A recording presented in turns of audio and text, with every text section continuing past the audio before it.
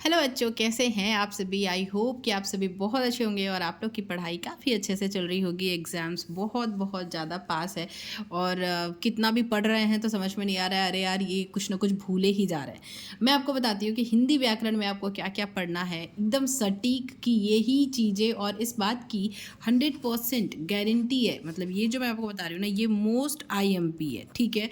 इनमें से मतलब आना ही आना है, फिक्स है। तो ऐसा हो ही नहीं सकता कि ये क्वेश्चन जो मैंने आपको इसमें बताए हैं, इस वीडियो में आप जो देखने वाले हैं, इन क्वेश्चंस में से आपको एग्जाम में देखने को ना मिले, इन्हीं में से आपको देखने को मिलेगा। सो ये बहुत ज़्यादा इंपॉर्टेंट वीडियो होने वाली है, सो लास्ट तक देखिएगा। तो चलिए शुरू करते हैं हिंदी व्याकरण, क्योंकि हिंदी व्याकरण में समझ में नहीं आता है कि क्या पढ़ें, क्या आ जाएगा क्या नहीं आ जाएगा, कोई नहीं जानता है, ठीक है। तो ये मैं आप लोगों को मतलब काफ़ी सर्च करने के बाद ये कुछ मटेरियल लेकर आई हूँ आपके लिए, कि कुछ ये क्वेश्चंस है जो बहुत ज़्यादा इंपॉर्टेंट है और आपके एग्जाम में जरूर पूछे जाएंगे। हम शुरू करते हैं बिना देरी के हिंदी व्याकरण के क्वेश्चंस। सबसे पहला मैंने लिया है रस। तो रस में आपको क्या क्या पढ़ना है, मतलब मैं आपको वो बताऊंगी कि किस टॉपिक के अंदर आपको क्या क्या इंपॉर्टेंट, एकदम मतलब उसको पढ़ना, मतलब पढ़ना ही है, रट डालना है, मतलब बिल्कुल भी उसको छोड़ नहीं सकते, क्योंकि वो आपको मार्क्स दिलाएंगे। और आपके हिंदी जो है वो सब बहुत ज़्यादा स्कोरिंग सब्जेक्ट है, तो उसी में आपको सबसे ज़्यादा स्कोर करने हैं। चलो शुरू करते हैं। सबसे पहले हमको क्या देखना है, रस। रस में आपको क्या क्या पढ़ना है। तो मैंने क्या दिया है, मैंने 3 रस लिए हैं, ठीक है। श्रृंगार रस, वीर रस और करुण रस। क्यों लिए हैं, क्योंकि आपको इन्हीं में से देखने को मिलेगा। अब मैं आपको बताती हूँ 2022 का ये जो पेपर है, ये देखो आप, इसमें ये 2022 का हमारा पेपर है। इसमें आपको पूछा है करुण रस की परिभाषा एवं उदाहरण लिखिए, ठीक है, पूछा है ना, देखो। और मैंने यहाँ पे क्या लिया है, करुण रस लिया है, ठीक है। नेक्स्ट हमारा विरोधाभास अलंकार की परिभाषा या उदाहरण लिखो, ये भी आपको पढ़ना है। ये मैंने लिया है, देखो, अलंकार में विरोधाभास। ये इसमें 3, इसमें 4, ये आपको मतलब 4 नंबर तो कहीं नहीं गए आपके इसमें से, देखो 2-2 नंबर के आए हैं। ये हमारा करुण रस वाला 2 नंबर का है, विरोधाभास अलंकार 2 नंबर का है। और छंद में भी मैंने जो आया है, मतलब पिछले के आपके कुछ सालों के पेपर से मैंने निकाला है, सोटा छंद की परिभाषा और उदाहरण लिखिए। तो परिभाषा और उदाहरण, ये कुछ ऐसी चीज़ है जो आपको याद करने हैं, बहुत ज़्यादा टफ नहीं है, बहुत बहुत बहुत ईजी है। और आप मतलब मूवीज़ के गाने भी लिख सकते हो इसमें, उदाहरण एग्जाम्पल आपका सही होना चाहिए बस, ठीक है। तो ये हमारा हो गया कौन सा रस में आपको क्या क्या पढ़ना है, श्रृंगार रस, वीर रस और करुण रस, ठीक है। ये आपको मैंने बताया 2022 का पेपर। अब मैं आपको बताती हूँ 2023 का पेपर। 2023 का ये पेपर है और इसमें भी देखो बताती हूँ, ये 2023 के पेपर में हमारा, ये देखो, वीर रस की परिभाषा और उदाहरण लिखिए, और संदेह अलंकार की परिभाषा उदाहरण लिखिए, फिर कवित्व छंद की परिभाषा उदाहरण लिखिए। 2-2 नंबर में ये सारे हमारे पूछे गए हैं। और मैं आपको बता दूं, इसमें जब आप देख ही रहे हो तो ये देखो, ये राष्ट्रभाषा की 2 विशेषताएं, तकनीकी शब्द का अर्थ, ये सब कुछ मैंने ऑलरेडी पढ़ाया हुआ है, टोटल A to Z। मतलब इसमें ऐसा कुछ भी नहीं है जो मैंने आपको नहीं पढ़ाया है। तो ये श्रृंगार रस, वीर रस, करुण रस, ये तीनों तो बहुत अच्छे से समझाया है, ठीक है। अगर आपको नहीं मिल रहा है तो आप मुझे कमेंट कीजिए, मैं ये सारी वीडियोस आपको इसी वीडियो के डिस्क्रिप्शन में आपको उसका लिंक दे दूंगी, वहाँ जाके आप देखिए। बहुत छोटी छोटी सी वीडियो है, 2-2 मिनट की, बट उसमें बहुत अच्छे से मैंने समझाया है विथ बहुत ईजी एग्जाम्पल, ठीक है। तो आपको समझ में आ जाएगा। और फिर भी अगर नहीं आता है, मान लो आपको नहीं समझ में आता है, तो आप उसी वीडियो के नीचे कमेंट कर दीजिए कि मैम इसको फिर से समझा दीजिए।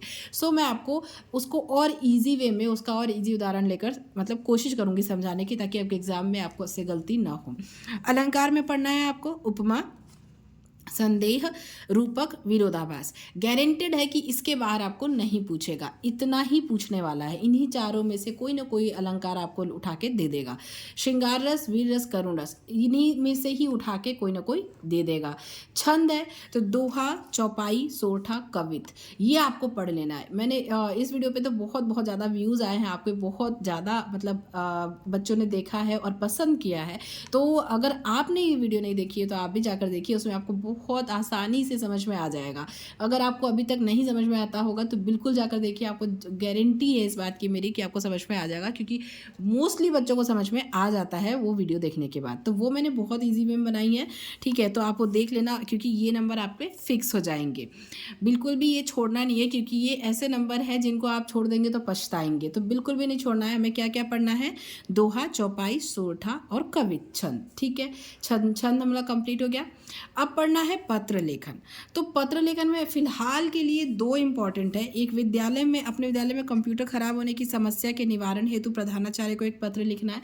बहुत आसान है। पत्र लिखने के लिए आपको पढ़ने की भी जरूरत नहीं है, मैं बताऊं तो, क्योंकि पत्र लिखना मतलब ऐसा है कि आप जो इसमें लिखा है ना, इसी को आप सेवा में प्रधानाचार्य वगैरह लिखने के बाद इसी को आप लिख दो कि हमारे विद्यालय में जो हम कंप्यूटर यूज़ करते हैं वो उसमें तकनीकी कोई परेशानी आ रही है, कोई समस्या आ रही है, वो ख़राब हो गया है, चल नहीं रहा है, हमारी पढ़ाई में अवधान हो रहा है, हमारी पढ़ाई अच्छे से नहीं हो पा रही है, तो कृपया करके इसे मतलब इस समस्या का निवारण कीजिए। काम खत्म। इतना ही लिखना है आपको। इस तरीके से आपको कोई भी पत्र लिखना हो तो लिख सकते हो। बट अगर फिर भी आपको इसमें नहीं मतलब कहीं समस्या आती है, आपको नहीं समझ में आता है कि पत्र कैसे लिखूँ, तो कोई भी पत्र हो, आप बस एक मुझे कमेंट कीजिए, मैं आपको बताऊँगी कि किसी भी टाइप का पत्र आप किस तरीके से लिख सकते हैं बहुत आसानी से, ठीक है। इसको पढ़ने की या रटने की आपको ज़रूरत नहीं है।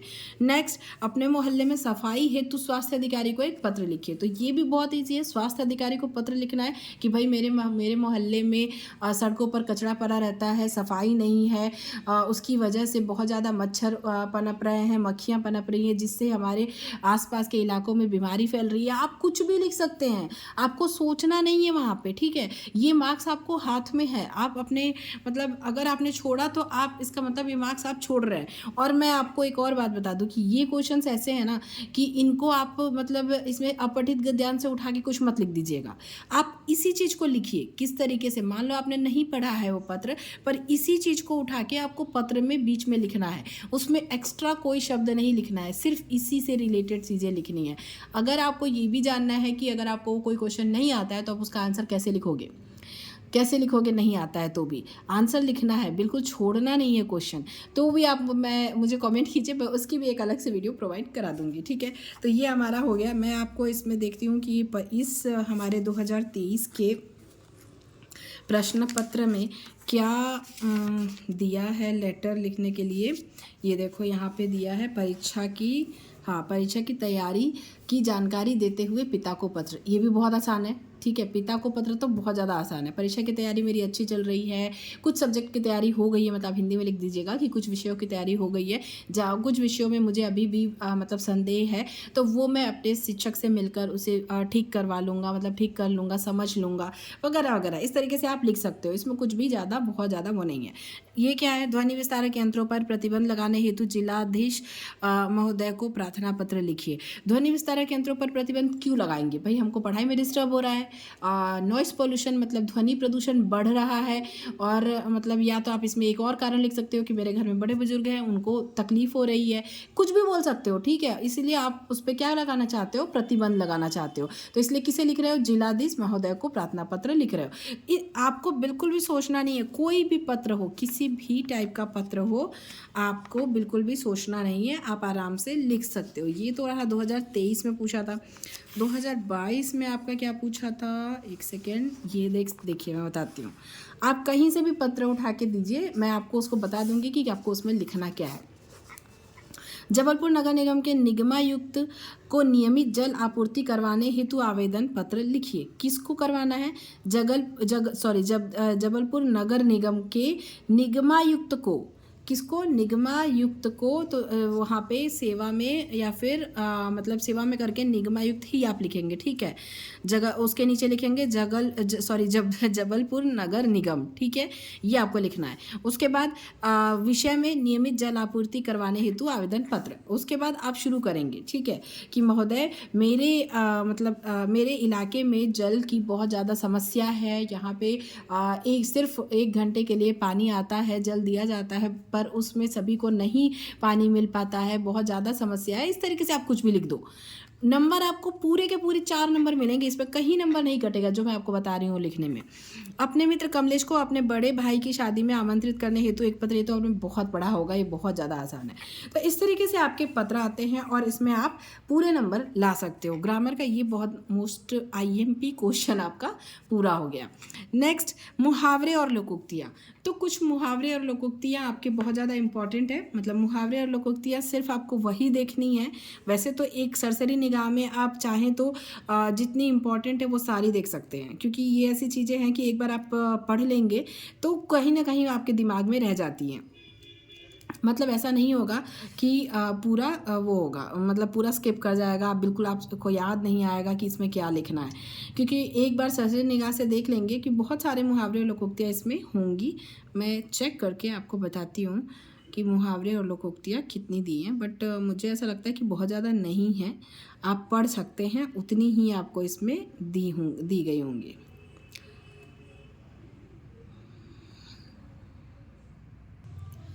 ये देखो मुहावरे और लोकोक्तियाँ। कभी कभी एक बात और बता दूं कि इनमें अंतर भी पूछता है कि मुहावरे और लोकोक्तियों में 2 अंतर बताओ 2 नंबर में।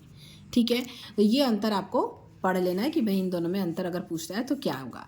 ये कुछ प्रमुख मुहावरे हैं और उनके अर्थ एवं वाक्य में प्रयोग ये सब दिए हैं। ठीक है, दूर के ढोल सुहावने, गिलोय और नीम चढ़ी, जिसकी लाठी उसकी भैंस, मन चंगा तो कटौती में गंगा, डूबते को तिनके का सहारा। ये बहुत ज़्यादा नहीं है, ये टोटल मैं आपको बता दूं कि देखो ये सारे मिला के अगर आप पढ़ते हो तो बहुत ज़्यादा टाइम आपका नहीं जाएगा। मेरे ख्याल से 100 नहीं 67, ये देखो 67 आपके मुहावरे हैं।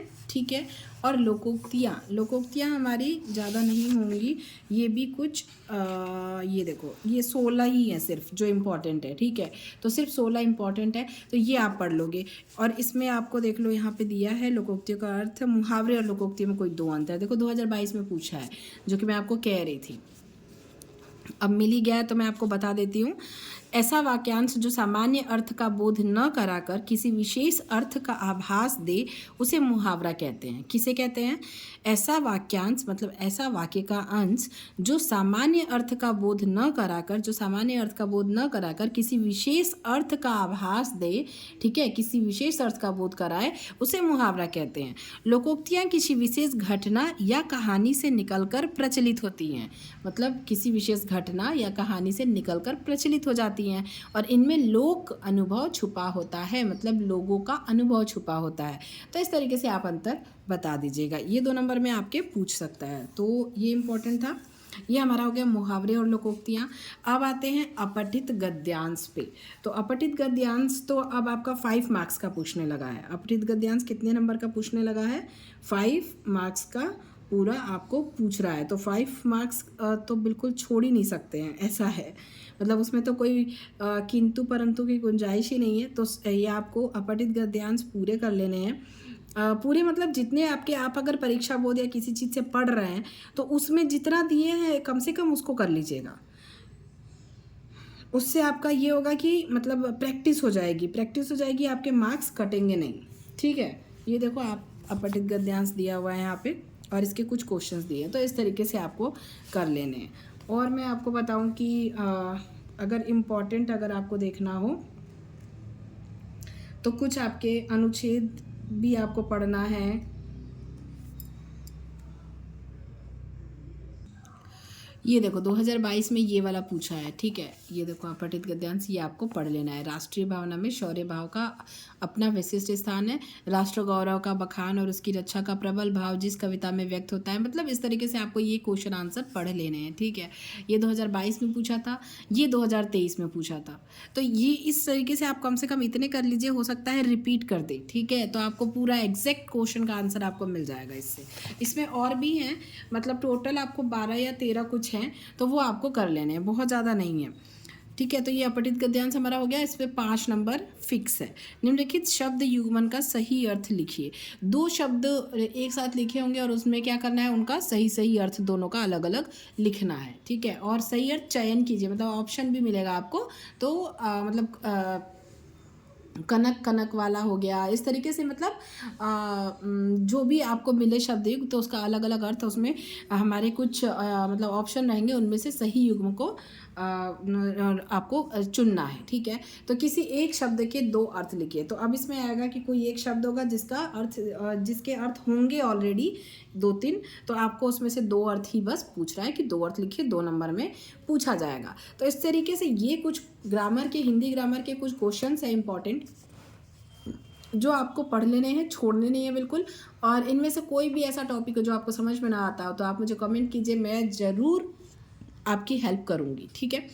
तो वीडियो अच्छी लगी होगी, हेल्पफुल लगी होगी तो वीडियो को लाइक कीजिएगा, बहुत मेहनत लगती है।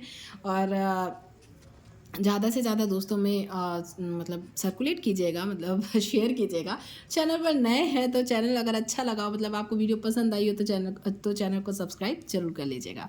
Thank you, thanks for watching, all the best for exam.